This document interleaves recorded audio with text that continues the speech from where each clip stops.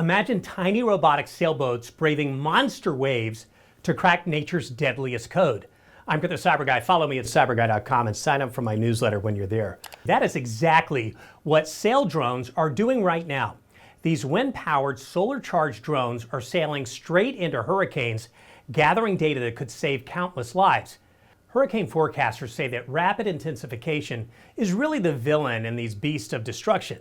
It's when a storm goes from tropical cyclone to run for your life Cat 4 or 5 hurricane in just 24 hours.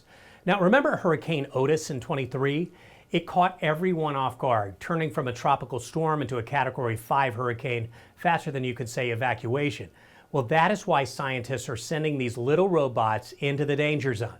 They're measuring everything from wind speeds to ocean temperatures, helping us understand how hurricanes are beefing up so quickly. These Saildrones just might be our best shot at outsmarting these oceanic giants someday. More crazy cool tech like this at cyberguy.com. If you're not getting my newsletter, open a browser, type cyberguy.com, and click the red button.